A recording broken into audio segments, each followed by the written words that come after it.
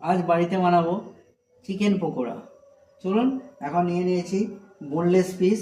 আর এই বোনলেস পিসটাকে আমি piece piece করে নেব।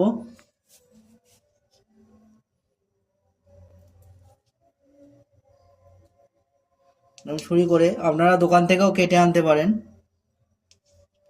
এরকম পিস পিস করে নিতে হবে আগে। সমস্ত বোনলেস পিসগুলোকে আমি পিস পিস করে নিয়েছি।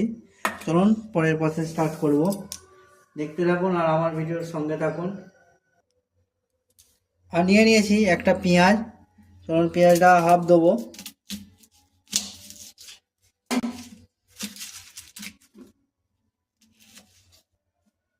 আপনারা চাইলে গোটাও দিতে পারেন।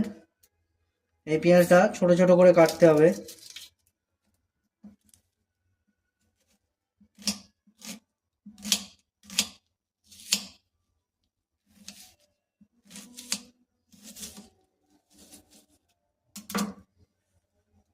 চলুন পেঁয়াজটা কেটে নিয়েছি ছোট ছোট করে, দিয়ে দিই। আর নিয়ে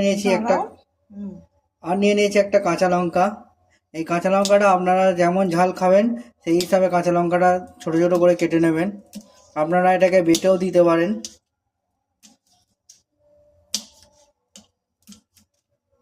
আপনারা যে যেমন ঝাল খান সেই হিসাবে এই কাঁচা লঙ্কাটা দেবেন।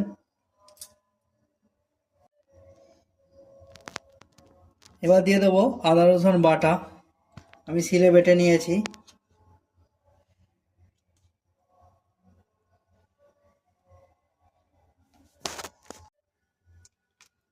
এবার দেবো গোলমরিচ গুঁড়ো।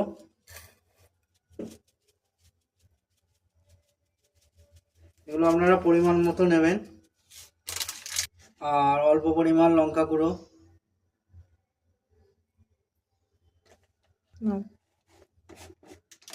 হলুদ গুঁড়ো। আমার যেহেতু অল্প আছে আমি পুরো জিনিসটাই অল্প অল্প দিচ্ছি। আর দিয়ে দেবো নুন। নুনটা আপনারা পরিমাণ মতোই দেবেন, যতটা মাংস নেবেন সেই হিসাবে। আলাদা বাটিতে আপনারা নিয়ে নেবেন বেসন একটু, আর কিছুটা পরিমাণ কর্নফ্লাওয়ার। আর পকোড়াটাকে কড়মড়ে করার জন্য দিয়ে দিচ্ছি একটু খাবার সোডা। এই খাবার সোডা দিলে পকোড়াটা কড়মড়ে ভাব আসবে। এবার চিকেনটা দিয়ে পুরো জিনিসটাকে মাখিয়ে নেব।